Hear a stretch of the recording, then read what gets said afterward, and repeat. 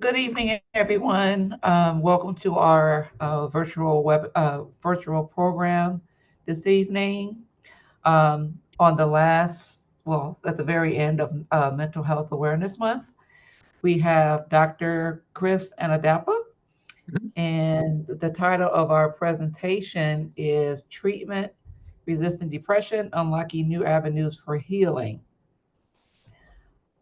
Dr. Chris Anadapa graduated from University of Illinois College of Medicine in 2008 and completed his psychiatry residency at the University of Michigan in 2012 and a forensic psychiatry fellowship at the Michigan Center for Forensic Psychiatry in 2013. He also earned a certificate in sex therapy from the University of Michigan School of Social Work in 2013. He then completed the Student Mental Health Fellowship at the University of Chicago in 2014 before joining Loyola's Campus Wellness Center from 2013 to 2017. In January 2018, he started working at the partial hospitalization and intensive outpatient level of care. In 2024, he moved to the residential treatment center at SunCloud Health in Northbrook, Illinois, before transitioning to outpatient practice in 2025. He is acting clinical director of the Interventional Psychiatry Program. Dr. Anadapa is board certified in adult and forensic psychiatry from the ABPN. He also is board certified in adolescent psychiatry from the ABAP and is a fellow of the American Psychiatric Association. Lastly, Dr. Anadapa has been a resident of Evanston since 2017. He also practices clinical psychiatry in the neighborhood as well. Okay, I'll Great. pass it on to you. Thank you so much. Welcome, everybody. And again, thanks again for joining us for the last event here of Mental Health Awareness Month. As Irina introduced, I'm Dr. Chris Anandapa. I'm here with my colleague and assistant, Mr. Anthony Mayo. You'll notice him. He's taken his glasses off, but when he puts his glasses on, you'll know he's the guy who looks like the spitting image of Stephen Colbert. I kid you not. Um, but our lecture today is on treatment-resistant depression, unlocking new avenues of healing. And what we'll be talking about is several different things that we're using, mostly for depression, but also I'll be referring to several other uses of the different technologies and the advanced treatment types that we have here. All right. So as in any medical lecture, I've got nothing to disclose. I am an employee of SunCloud Health, but I also have my own private practice.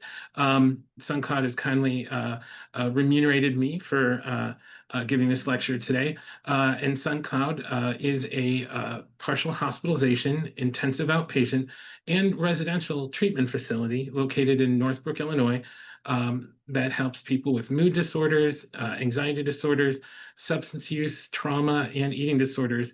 I'll have some information about contacting them if you have any questions at the end of the lecture.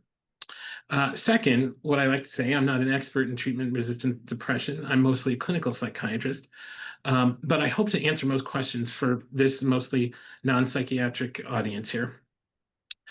So the outline of the presentation is pretty straightforward. First, what is treatment-resistant depression, and what is the relationship with this quote-unquote interventional psychiatry?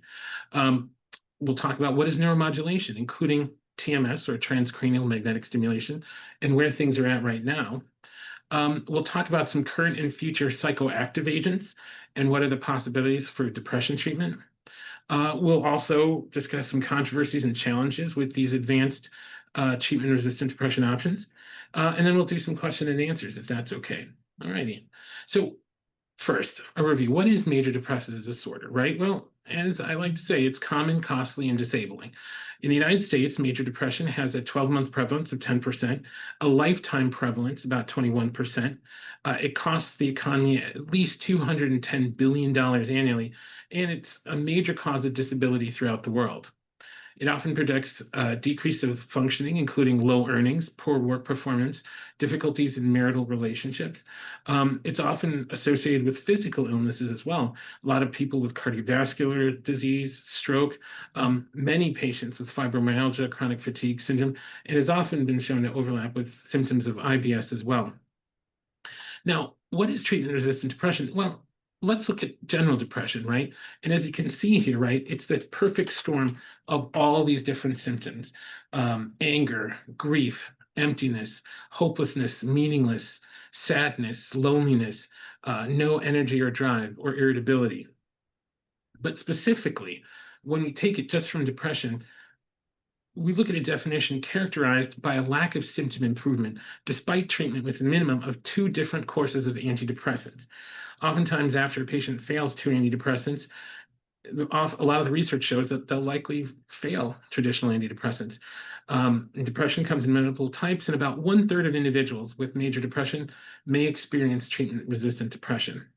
Now, what does that break down as? Well, as you can see here, there's a number of different things that come up to the TRD patient: functional impairment, concurrent symptoms, recurrent episodes, poor response, which of course leads to people feeling hopeless.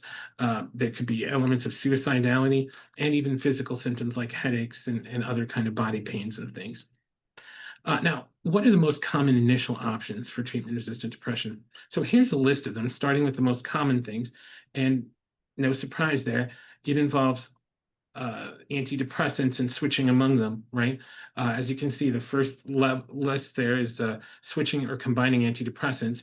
And as you'll see right in the middle there, SSRIs are the most common type of antidepressant, and you got some of those brand names that I'm sure some of you might have seen: Celexa, Lexapro, Prozac, Zoloft, and Paxil.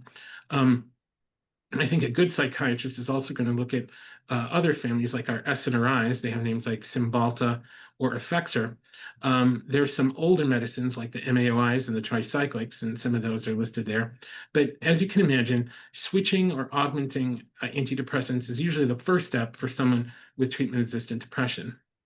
Then we can augment the antidepressants, not surprisingly, with substances like lithium, atypical antipsychotics. They have names such as Abilify and Rexulti. And believe it or not, we actually use small doses of thyroid hormone. These are the traditional medical responses to treatment-resistant depression. However, I want to bring up an interesting issue here: is that what is the time frame for treatment-resistant depression medications? Right? And for those of you who know people on it or have used it themselves, antidepressants usually take around 2 to 6 weeks for maximum antidepressant efficiency. Sometimes for folks who are older patients, it might take closer to 8 to 12 weeks. In those cases, early switching to another agent may not benefit the patient more than waiting. No drug is faster than another. And some symptoms may improve in the first few weeks, but depression symptoms can still be there. Now, as I mentioned, antipsychotics are the most common thing that we use to augment the maximum dose of the antidepressant, but that too may take days or even weeks to show any benefits in treatment refraction. As before, lithium or T3 hormone are very common augmentatives when the antipsychotics don't work, but sometimes they take, again, 2 to 4 weeks or as much as a month to see a response. So that takes us to what I'm calling interventional psychiatry. And so what is that, right, as this new emerging thing? Well, there's a book that was published recently, and it describes that in Amazon as recent advances in pharmacology and brain stimulation have led to the development of novel treatments for psychiatric disorders. These new advances have led to the development of this new specialty, interventional psychiatry. It includes things such as electroconvulsive therapy, or ECT, known to some people as shock therapy, but newer technologies such as repetitive transcranial magnetic stimulation, deep brain stimulation, or even pharmacological interventions like ketamine. So as you saw on that list there, those are some of the newer things that we use as well. So in other words, what is interventional psychiatry? Well, it includes some older things. Like I said, electroconvulsive therapy. Many of you who have seen the movie One Flew Over the Cuckoo's Nest remember the scene of McMurphy here receiving ECT or shock therapy. Now, this is not exactly how it's done. A patient is anesthetized, their muscles are paralyzed, like they're going into surgery here, and ECT is administered, but in a far more humane treatment like that. And it is still a rather powerful tool for people with treatment-resistant depression. But it includes some newer things that we'll be focusing on this lecture, including medicines like Spravato or esketamine, as well as transcranial magnetic stimulation, which we use that setup there. So first, let's look at neuromodulation, and that includes TMS and where things are at right now. So what is neuromodulation? Well, if we look at a current psychiatry article from June of 2023, it talked about the origins of neuromodulation. So way back in 46 AD, electrical modulation Get something I forgot to get it again. Was introduced by Scribonius Largus, a physician in the court of the Emperor Tiberius, who used torpedoes, most likely electric eels, to treat headaches and pain from arthritis. Loosely, these early clinicians were learning to modulate human function. And as you can see here, there's a great example of actually the current induced when an eel is biting someone in the hand. By the 1800s in the United States, what we called electrotherapeutics was a growing branch of medicine with its own national organization. At that time, electricity was considered very novel and indicative of the future. And so some of those products were rather quack in their own ways, saying they could cure cancer to headaches. But believe it or not, we did see a strong response in the early phase of electroconvulsive therapy. We like to say by the 1930s, ECT had reached its main area of efficacy here in the United States well before the advent of biological psychiatry, right? Before antidepressants and things like that. And then by the 1960s, we started to see deep brain stimulation and other technologies emerge. Non-invasive brain stimulation, like TMS, was first developed in 1985 by the team led by Anthony Barker. So what are some neuromodulation approaches? Well, there's 5 main approaches to therapeutic neuromodulation, and we're obviously going to focus on the one that's most clinically available. Now, we have older technologies, right? Like deep brain stimulation. You can see it's invasive, but it's used to treat depression, dystonia, which is a muscle problem, as well as things like obsessive compulsive disorder. And you can see here, here's a little stimulator that's inserted in the body subcutaneously, and it sends little stimulation signals to different parts of the brain. Very useful, very dynamic, but again, a little bit more invasive. There's something called magnetic seizure therapy, which is kind of like a middle ground between ECT and TMS, where the patient is anesthetized and put to sleep, and then they use a magnetic device to actually cause depolarization in the brain there. There's vagus nerve stimulation, which uses a stimulator again, but here on the vagus nerve, that too is used for certain things like depression and epilepsy, but it's a little tricky because the vagus nerve innervates other parts of the body, and there's a risk of possible injury to the vocal cords. What we're going to focus on with neuromodulation is what I do, and that's transcranial magnetic stimulation, or TMS, which involves intense or high or low frequency pulses to cause depolarization to the neurons of the brain. And as you can see here, other than depression, it can be used to treat migraines, OCD, post-traumatic stress disorder, and it's been found helpful in several other things as well.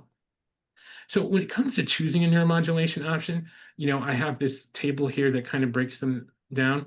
Now, as I said, ECT or shock therapy is the oldest, but a lot of people, when they use that, have memory effects that affects their ability to work or drive. Some of these others, like vagus nerve stimulation, there's surgical risks and also risk of damaging the vocal cords. It's often not covered by insurance. Deep brain stimulation, that's probably the most invasive here, kind of going inside the brain. And it often requires a longer duration of treatment. It's expensive, it's invasive, and only very specialized centers have it. So right now, something like TMS, right? And we'll talk about how that's used, which is non-invasive. It pairs well with things like psychotherapy. Patients continue to go to work and live their life. And it has a minimal listing of adverse events, which makes it very, very amenable. So with this slide here, I want to just compare the differences between electroconvulsive therapy and TMS.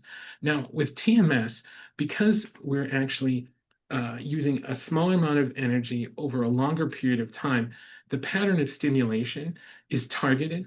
And because of that, there's a minimal impact on people's cognition, so their thought processes and their memory. And because it's non-invasive, we don't have to go under anesthesia or paralyze their muscles. So all those things are not necessary. Likewise, we're able to do it in an outpatient facility as opposed to a hospital. As you can see here, ECT does work a little bit faster. You know, people start feeling better after 2 or 3 treatments of shock therapy. And it requires fewer treatments, maybe 2 to 3 a week over about 4 weeks or so. TMS is not as invasive and uses less energy.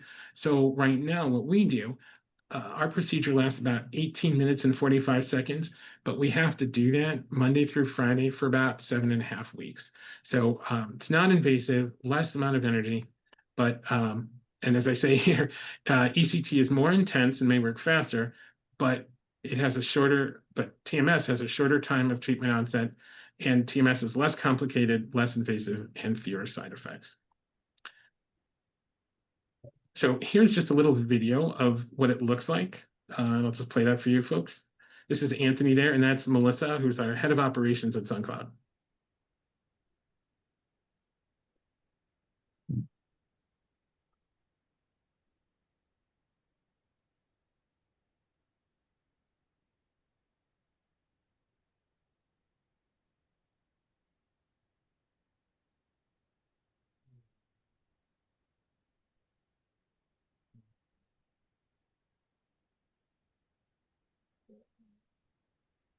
Ready. So there's a nice short little look at that.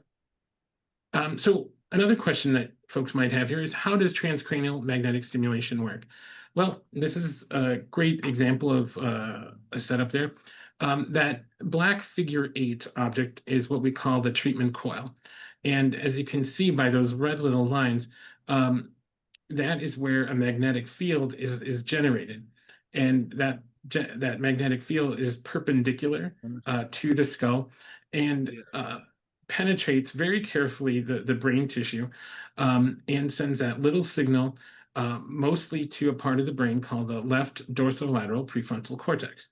Now, as it says in number 2 there, a computer program rapidly switches the magnetic field on and off, induces that current that stimulates neurons in the brain. By moving around the device, we can actually focus the stimulation on brain regions that are not only involved in depression, but other diagnoses as well. Now, what do we do prior to getting someone TMS? Well, as you can imagine, we have to screen them. We have to do consents and preparation questions. We go over the basic mechanisms of TMS, the treatment timeline, what the initial motor threshold procedure is like, and of course, potential risks and how they're mitigated. As you can imagine, we have an adult safety screen that asks a number of questions here. And then we also look at things that can affect the quality of the TMS experience. Did you get enough sleep the night before? Have you had any changes to medication? In terms of side effects, the main side effect that we see from TMS is some headache, but occasionally some people might have some pain. They might have some hearing changes. I don't think, Anthony, you or I have seen any manic or hypomanic symptoms emerge. Nothing like that. There is a small risk of seizure, but it's well less than 1%. Prior to receiving TMS, we review all those things with the patients. We give them hearing protection because, as you can imagine, that magnetic coil does make some loud tapping sounds there. We, of course, work with masks, because of COVID. The main concern about having metal on the body is really like if someone has a lot of ear jewelry on the left side of their head. To minimize the risk of headache, we give people an NSAID. So you could take Tylenol or ibuprofen, whatever works for you. That often after the first week of treatment, week or 2, people say they don't need any analgesic anymore. They're not getting any headaches. And then we also check what's called a PHQ-9. This is a rating scale for depression symptoms. We do that every week so that we have an objective measure if we see improvement in depression symptoms. So here is another little slide here of someone actually receiving treatment. This machine is different from ours, but it gives you an idea of what that actually looks like. All right, so this is Dr. Bonakar getting her treatment. So this is the first time I'm having this treatment done, and it's started.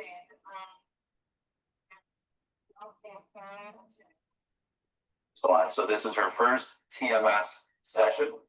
We're doing a theta burst protocol. Target's done, and there's no discomfort so far. Great.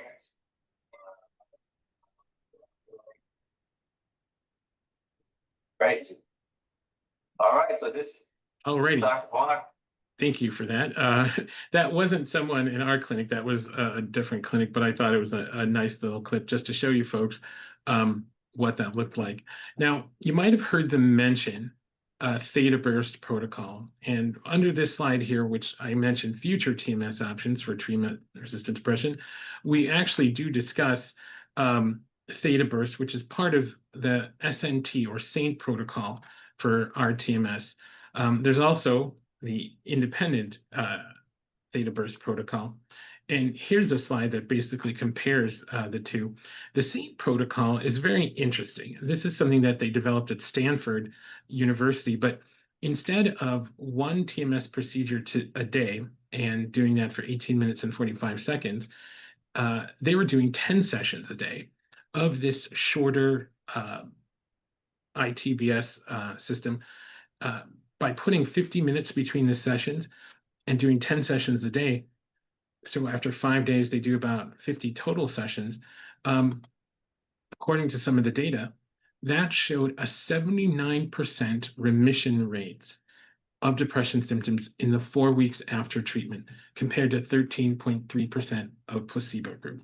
So you can imagine to have, it's very intensive, right? So you're basically, 6 to 8 hours a day getting these short little theta burst treatments Monday through Friday. But according to what the data says, almost 80% of people had a decent remission rate. Not a lot of facilities do the theta burst protocol right now, and a lot of insurance companies are not covering it. I know we at SunCloud have been trained in it, but it just goes to show you where things are at. No antidepressant that I know of can really kick in or work in 1 week's time, but it just goes to show that evolving from electroconvulsive therapy, these newer neuromodulation techniques can be real game changers when it comes to treatment-resistant depression. So with that, since the rest of this lecture kind of looks at psychoactive agents, my next slide is about current and future psychoactive agents, and also their possibilities in the treatment of depression. So what are some current and future psychoactive agents? Well, I don't know if some of you who are well-read in health literacy might have heard of this book by Michael Pollan called How to Change Your Mind, The New Science of Psychedelics, and what that teaches us about consciousness, dying, addiction, etc. In the intro of his book, he mentions some of the psychedelics that were first introduced to America and the world, including lysergic acid diethylamide, or LSD, as well as psilocybin, or magic mushrooms. Now, here we have a nice table that lists a bunch of the psychoactive agents that are out there. As you can see, LSD has a number of different effects on the body and has been used in depression, anxiety, and addiction treatment. Psilocybin, or magic mushrooms, they've been used in things such as depression, anxiety, substance use disorders, people with chronic illnesses and have anxiety related to that, as well as OCD. Things like peyote, which is using mescaline as a psychoactive component, has been used in certain substance use disorders. These are people with maybe heroin or cocaine, more severe substance uses. And then, of course, you might have heard of ecstasy, or MDMA, which has been used in post-traumatic stress disorder. So what do psychoactive agents do?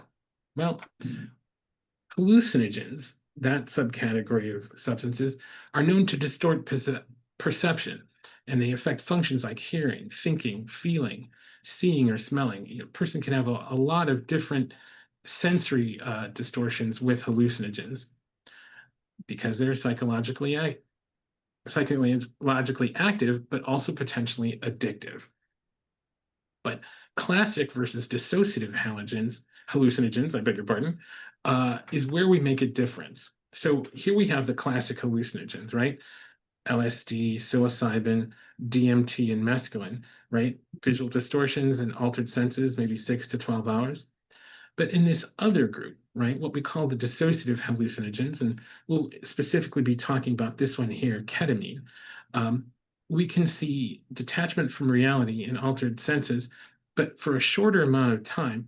And in this shorter amount of time, right, things like ketamine, dextromethorphan, not as much nitrous oxide, but I'm sure it's possible. We probably wouldn't use PCP because that's unfortunately too strong and too dissociative. But in the idea of using detachment from reality for this moderate amount of time, it can be very helpful for mood disorders and several other things as well. So with our current psychoactive agents, one of the most common things we utilize is ketamine, which has been around for a while.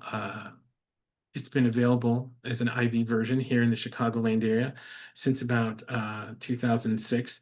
Ketamine is a generic IV anesthetic, and eventually it's been tweaked so that there's oral and intranasal forms of it as well. One of the newer forms of it is esketamine, which is the S-enantiomer, sort of a chemical version of it. And as you can see here, those of you who studied your organic chemistry, the racemic mix has both left and right-handed versions.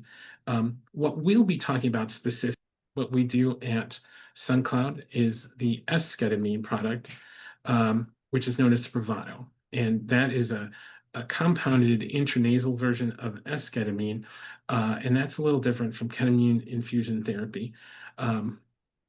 It's important to know that ketamine infusion is available, but often not covered by insurance, whereas Spravato is often covered by commercial health insurance. So how do those ketamines work? Well, that would be a whole other lecture that would take us some time to do today. But as you can see here, I have a list here of the key pharmacodynamic targets of ketamine and esketamine. And the things that we're looking for the most are some of these things right here. Antidepressant and procognitive effects involving NMD receptor activity, this alpha amino 3 hydroxy system here, the AMPA receptor, the neurotransmitter glutamates and D-serine in the system as well. But we can see ketamine works on other systems as well to have an antidepressant effect. So the traditional symptoms we know of in antidepressants, serotonin, norepinephrine, and dopamine. Interesting enough, its action on the muscarinic receptors causes increased blood pressure. So one of the things that we have to monitor. Here is some information about IV ketamine versus intranasal esketamine. As I mentioned, you would get IV ketamine at 0.5 to 1 milligrams per kilogram, about 40 to 60 minutes of infusion twice weekly for about 2 weeks. And that's if you go to a ketamine clinic. When you use esketamine, and we'll talk about that in a second here, we have standard doses, starting doses between 56 and then going up to 84 milligrams, administered intranasally twice weekly, and that initial period is about 4 weeks. So when it comes to that esketamine, or I might refer to it as Spravato as well, that's the brand name, we use a lot of solid diagnosis-based dosing. For patients with major depressive disorder, right, here we go, is that 56 milligram dose. We start that during the first weeks 1 through 4, again, twice a week. Then during weeks 5 to 8, we might increase that to 84 milligrams once a week. And then weeks 9 through 12, we'll do that weekly, but sometimes every 2 weeks. And then oftentimes it's that 84 milligram dose that we titrate over time. Now, the other uses of Spravato is for what we call MDSI, and that's major depression with suicidal ideation. And with that, we kind of do the opposite. So instead of starting at the lower dose of 56 milligrams, we start at the 84 milligram dose twice a week, and then that dosage may reduce to 56 milligrams based on the tolerability. So initially, it was just for people with treatment-refractory depression, but this newer protocol evolved with Spravato for people with acute suicidality. I think one of the main goals is that for patients who end up on inpatient psychiatric units with really severe suicidality in their depression, this might be a game changer to get them discharged and stabilized faster. Now, with Spravato comes a REMS system, or a risk evaluation and mitigation system. And what that basically means is that a patient has to be enrolled. And that part of that means that the Spravato has to receive in a healthcare setting. Medicine is self-administered by the patients, but it's under the direct observation of the healthcare provider. In this case, it's often Anthony. The patient is monitored for at least 2 hours after administration, and there's no driving until they get a good night's sleep. That's why I've emphasized that here. If you get Spravato, whether it's in the morning or the afternoon, it doesn't matter. You cannot drive for the rest of the day until you have a good night's sleep. Lastly, what we take care of is that every patient on every dose, every time, gets a monitoring report sent to the Spravato REMS system after every dose. And so we have a digital form, but all this information here is kind of sent about any side effects, how well it's tolerated, and so on. So it's a really, it can be cumbersome at times to have to do all that, but it does allow a collection of information for every person using this. As you can imagine, like anything, we have a checklist of things prior to starting Spravato. You got to confirm that diagnosis. That means person's got to fail at least 2, mostly it's closer to 4 antidepressant trials. We have to verify the insurance and get prior authorization. That's what that PA stands for. We've got to review the esketamine guidelines with the patient, sign consents for treatment, arrange for the delivery and receipt of the Spravato, get that REMS registration done, set the schedule for them, remind you with phone calls, arrange the transportation, and then of course we screen for pregnancy and as a concern, and sometimes get a urine drug screen to make sure someone's not abusing any substances. So there's a lot of things that we do to make sure Spravato is administered well. Now, as I mentioned before, ketamine or esketamine can cause an increase in blood pressure. And so one of the core elements of Spravato administration before, during, and after is that BP check. So as you can imagine, we got to make sure it's less than 140/90. We will see an increase in blood pressure of anywhere from 30 milligrams of mercury for that systolic, that top number.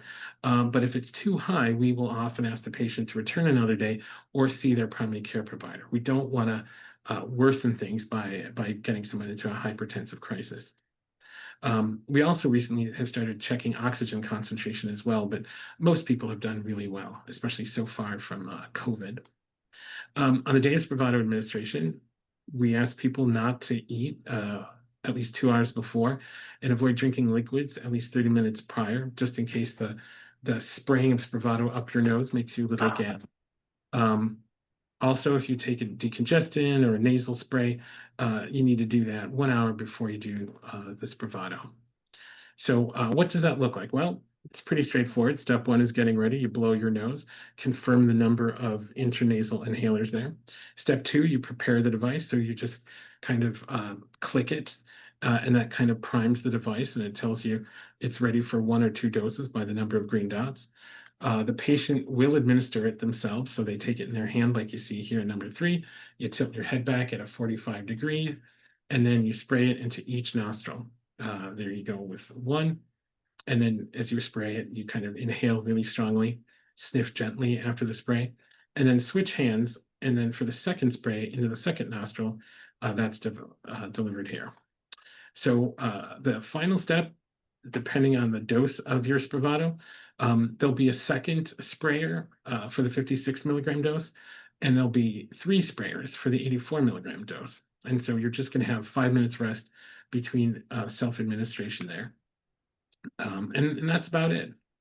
Now, with Spravato, we need to talk about drug abuse and side effect potentials. Now, many people experience a variety of symptoms when they're receiving ketamine. Anxiety, dysphoria, disorientation, flashback. If it's really severe with people, we may pause or stop it.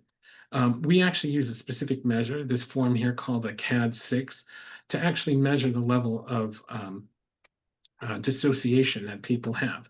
About 60% of patients, when they receive ketamine or esketamine, may have dissociation, which is that kind of disconnection from your body there, like it says, floating, detachment, or being spaced out.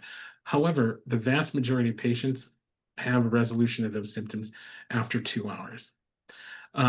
So with that, let's talk about some controversies and challenges with these advanced TRD options. And as I mentioned before, electroconvulsive therapy is the granddaddy to TMS, but still it's considered quite controversial, even though it's been a stalwart of advanced depression treatment for decades and decades. But as you can see here, there's a picture of Matthew Perry and the so-called ketamine queen, and the relationship to ketamine. So let's start with TMS though first. So TMS is rather tolerable and rather minimum level of side effects. Some people note that it might get uncomfortable because you are utilizing a tapping. That's what it feels like on the side of your head there. Some patients with chronic headaches might feel like TMS is a little bit more intolerable for them. We try to make sure to screen for people with migraines and make sure that they have their migraine treatments. But I think, Anthony, you'd agree, even our patients who are known migraineurs have tolerated it fairly well. Yes, most of the discomfort is right during the treatment. Yeah, and then for people without a history of migraine, I think a little bit of Tylenol or ibuprofen is quite helpful. And as I said, we use over-the-counter medication, and sometimes we might adjust the intensity of the device as well. Some of the serious side effects of TMS, like I said, is seizures, but the rate is very low. If someone isn't slept well or they're taking different or newer medications, that's a factor, but there's no association with medications, and bupropion is a very common antidepressant.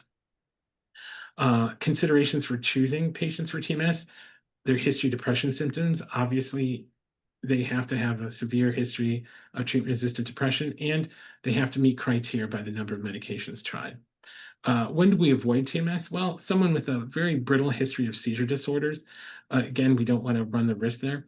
Likewise, if you have metallic objects within 30 centimeters of the coil, any kind of plates or clips in the brain are a risk because the magnetic coil could cause those to heat up. So if people have had this sort of neurosurgical intervention, you might not be eligible for TMS.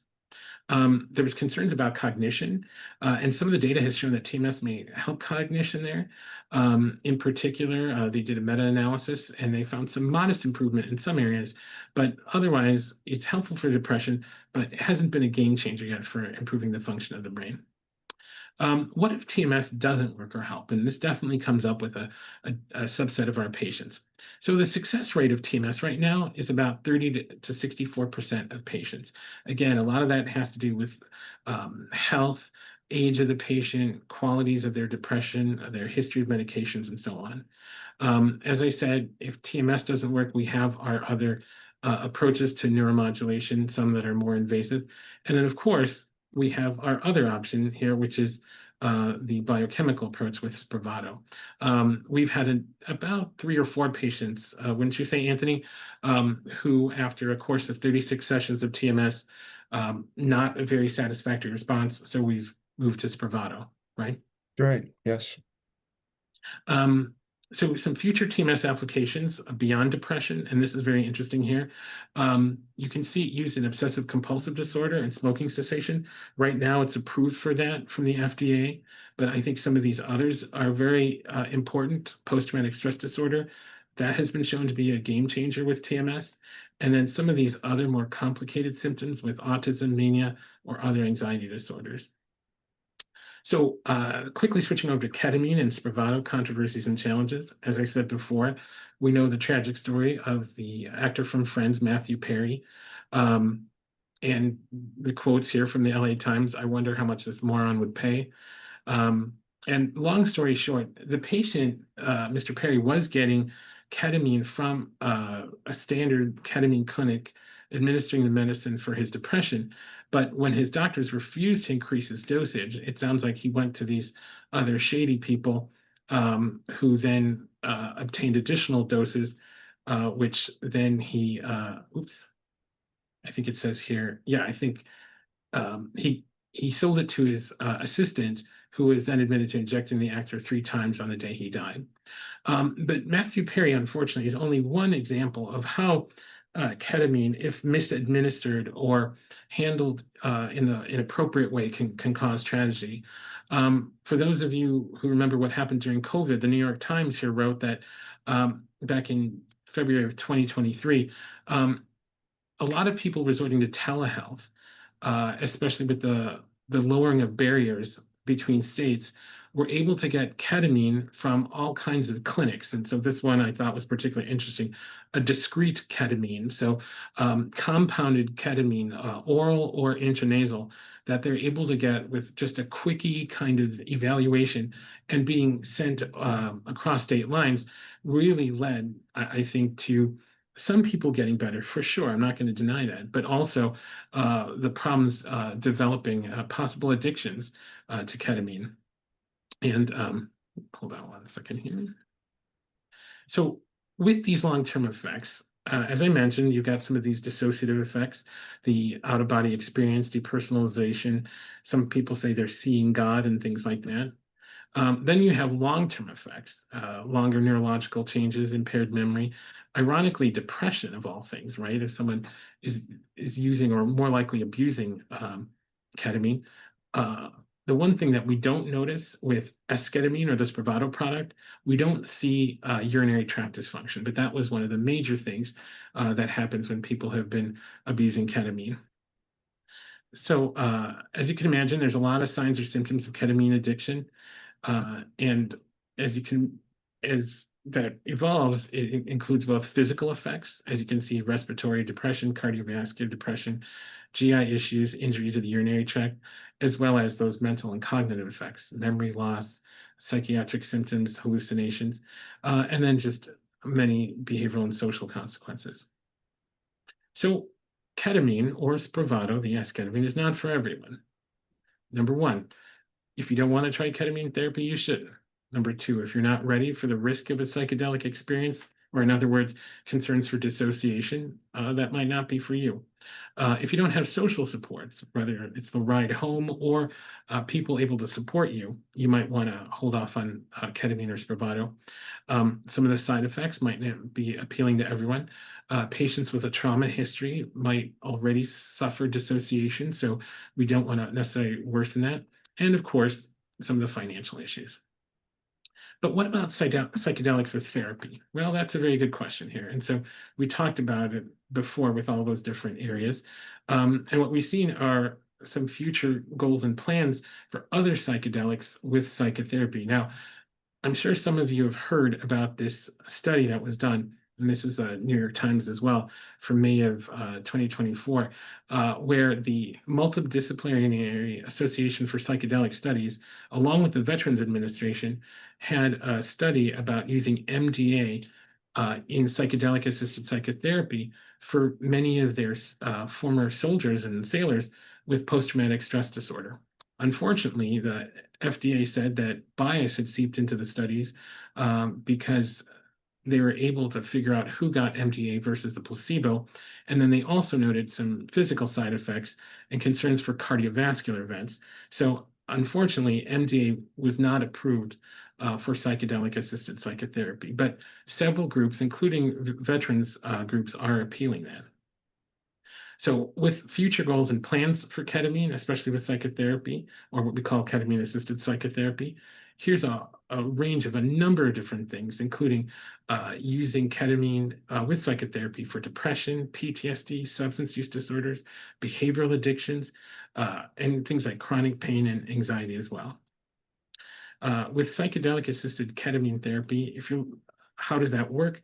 Well, it's really 3 steps. First is the preparation sessions. The therapist will sit with the patient and work on building a therapeutic relationship and how to prep them for the impact of the psychedelic substance. Next, there's the actual treatment session. The compound is administered under medical supervision with a therapist present. Several sessions might be required for it to be successful. But then one of the most interesting things is what they call an integration session, right? After every session, the therapists help the client process what they experienced. This involves approaches that were normally used to help trauma, but several sessions are usually required. If folks have more questions about psychedelic-assisted psychotherapy, some of the books I recommend here are Psychedelic Integration by Mark B. Exala. One of the textbooks recommended for us psychiatrists who are training to do psychedelic-assisted psychotherapy is Therapy with Substance by Dr. Frederica Merkel Fisher. Another goal, if you guys are curious, is the Montreal model. The doctors in that study used meditation exercises, such as mindfulness or a body scan, to cultivate a sense of curiosity. But they actually used a more evidence-based psychotherapy, like acceptance and commitment therapy. The way to describe that, it involves teaching patients to feel their emotions, to diffuse their thoughts, and to help change their behavior. So, time for questions and answers about TRD options. I know there's a lot of stuff there. Thank you, everyone. Any questions for anybody in the audience today? You can just unmute yourselves if you have a question, or you can type it in the chat box. I have a question. Are these things, I've been diagnosed with dysthymia, and are these things more for like more severe depression rather than just like a dysthymia? So dysthymia is also known as persistent depressive disorder. And I say most of the patients who get that diagnosis have a form of severe major depressive disorder. And with a lot of them, you've probably been on 3 or 4 medications, would you say, sir? Yeah, well, I was part of some study and they did some genetic testing and found that I don't process serotonin, so I don't process opioids. Okay. No, that's very interesting. You know, pharmacogenomic testing is very common right now, and that's something that's commercially available for folks as well. But I would say that for people like yourself who have major depression or dysthymia diagnosis and have been refractory to at least 4 medications of 2 different types, and you still have kind of pervasive depression symptoms, it might be good to talk to your psychiatrist about options in interventional psychiatry. As you can imagine, the 2 options that we've talked about today, transcranial magnetic stimulation and esketamine or Spravato, both of these are covered by most commercial insurances. And that's why it makes sense to talk about them. I think a lot of people ask me about what does it cost out of pocket. It can be pretty expensive. It can be pretty expensive to pay out of pocket right now. And so, but knowing to jump through the hoops to get that prior authorization, you might want to talk to your psychiatrist. And if you find a clinic, and I know SunCloud, we do that up in our clinic in Northbrook, we get copies of patients' records from their psychiatrist. We submit that to people's insurance companies, and that's how we get prior authorization for that. So I think it might be an option for you if you talk to your psychiatrist. Thank you.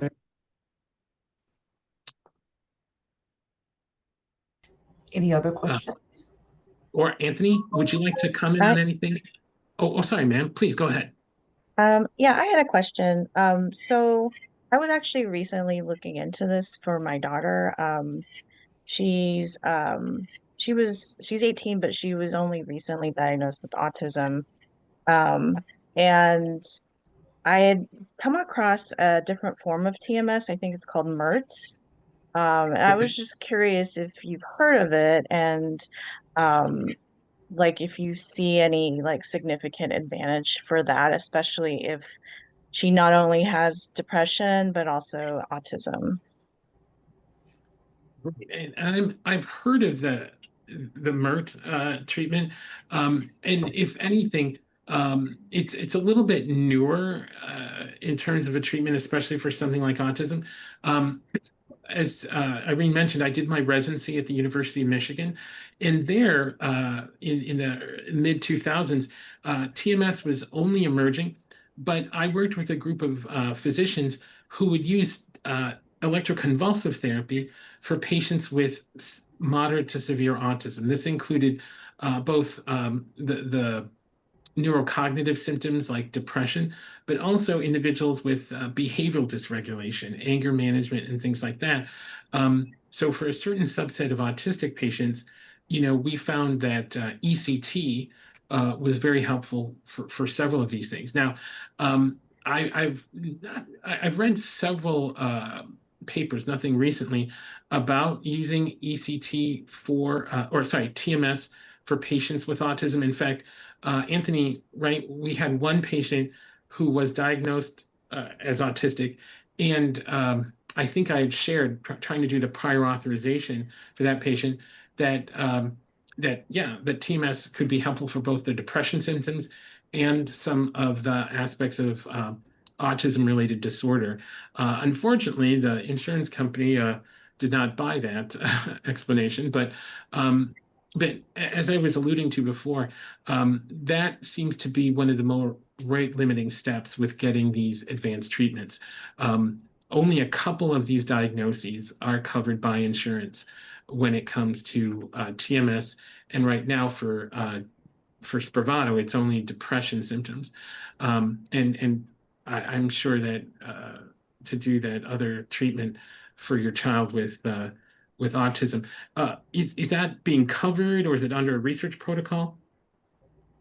No, I mean, I just started looking into it, but I think, and I understand that the treatment for using it as a treatment for autism is like considered off-label, I guess. So yeah, Yes. you would have to kind of, they would also have to have depression, which she has had, and she's tried various other medications. But I specifically, I'd seen that this MERT approach where they do the I think what they call it qualitative EEG to kind of The help guide the QEEG. TMS, that was particularly effective for people with autism. Yeah, no, and I So think I again, yeah, not being but a I didn't know if specialized that in really is just like kind of them like, kind of making it a bigger deal than it really is, and just generic TMS would be just as effective. well, I think when push comes to shove, you know, the sort of generic or what we call repetitive TMS. As I said, if your daughter sort of meets that criteria of having failed several medications, is actively symptomatic, and that's all well documented in her psychiatrist notes, it might be easier and or cheaper, right, to get standard TMS. But again, I wish I had more acute knowledge of using, like you said, the QEEG and that MERT system there. I'm aware of it, but I can't speak to it as a specialist. But I do know that neuromodulation can make a difference for individuals with the autism spectrum. Any other questions? I'm confused. Hello? Can you hear Yes. me? Yeah, I'm Yes. confused about with Spravato that the requirements are that you have to have been treated before for depression. I got Yes. So both of these treatments do require a patient usually to have tried at least 4 antidepressants of 2 different families.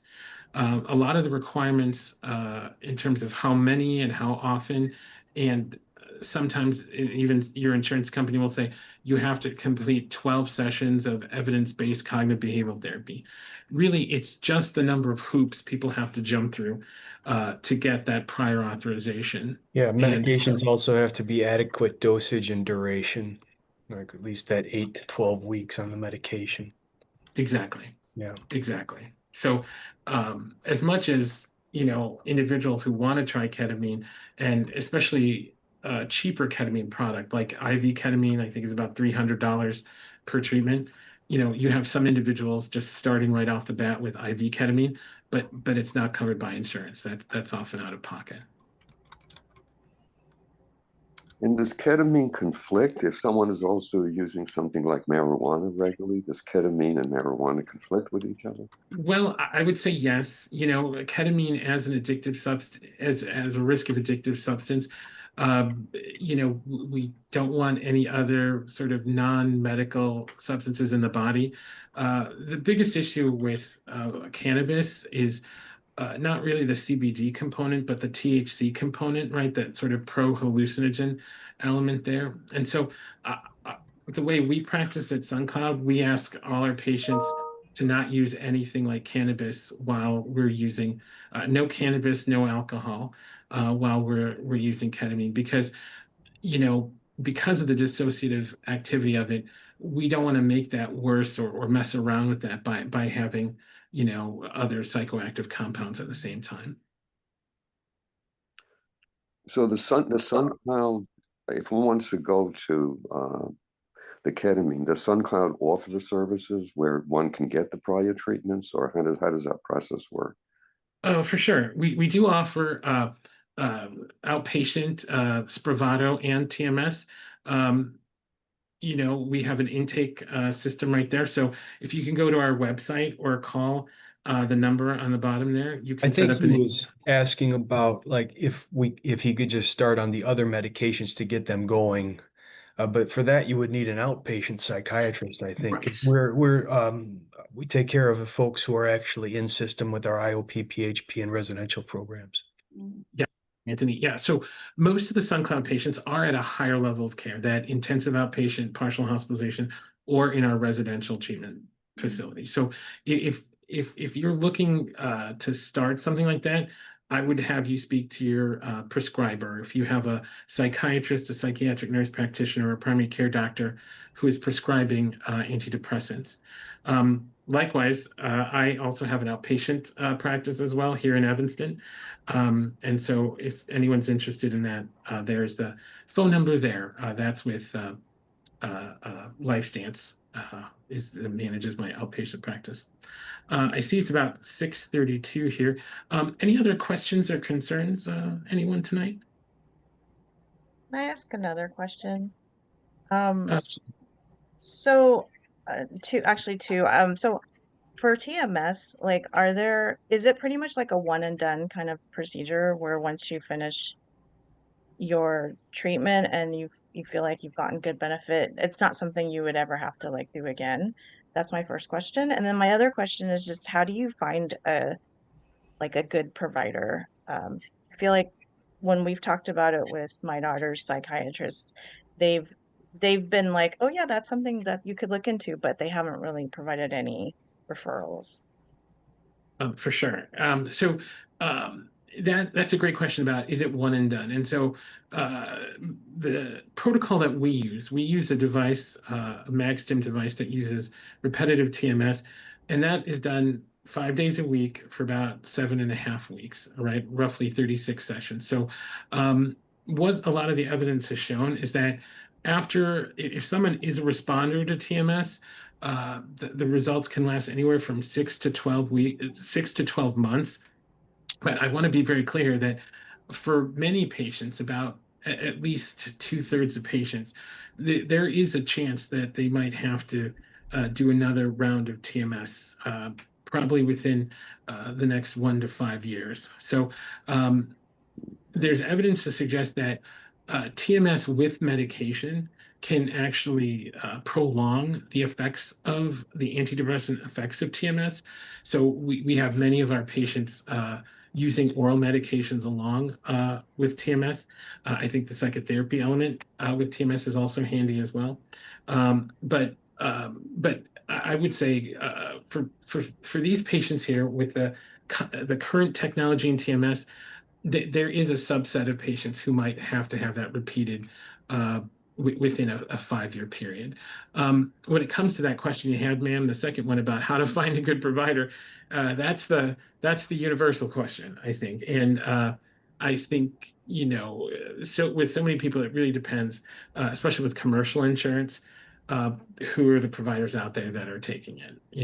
Again, as a plug for my own outpatient clinical practice, I work at a group called LifeStance, which has offices here in Evanston for both in-person and virtual treatments.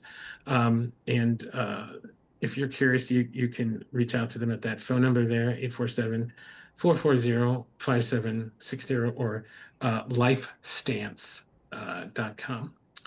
And so with that, I see it's We can have 6:35. maybe one more question and we have to close the Sure. presentation. With ketamine, do you have to take additional treatments? The honest question is that it depends on the patient. Now with Spravato, the actual rules of that risk evaluation and mitigation system indicates that patients must be on an oral antidepressant. So when you're getting the Spravato esketamine, you're already on an oral antidepressant. That has actually changed from Spravato. They now consider it a monotherapy, but Oh, really? but the insurance companies are still looking for that.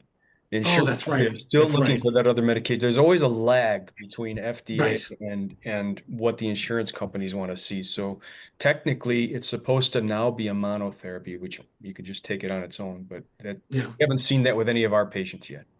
Yeah, and to reiterate, whether it's TMS, whether it's Spravato, I think the vast majority, and I include myself in that, of psychiatric prescribers will have patients on oral antidepressant therapy of different sorts.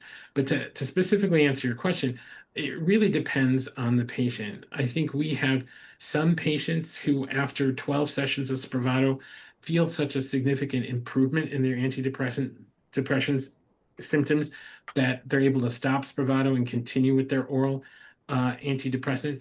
Anthony, we have a couple people, right, who are at 30 or 36 sessions, right? Yeah, there are some Yeah. people on it for more than a year. Yeah. I And still like to describe these treatments as, just a boost out of the ditch for folks that have tried everything else and they're in that rut and they need that extra, that additional stronger help, as opposed to thinking of it as a long-term fix. yeah. So with those patients, we do have several individuals who are on one dose of 84 milligrams every 2 weeks or so. And I think for those, I think 3 to 5 individuals, we have had approval from their insurance. We might have had to go back and get a secondary prior approval. We created a process, for certain patients so that we can, identify in what ways the Spravato after dose 20, 25, or 30 has really been dynamic for them. But again, I think the rate limiting step sometimes is the insurance company. So we have some people who do better after the 12 sessions. Some people we keep going. Thank you. Well, thank you, Dr. Anadapa and Dr. Mio, for taking time out for informing us of this important discussion on depression, treatment-resistant depression. And I hope to do this again. I really enjoyed it and it was very informative. My pleasure, everyone. Thank you.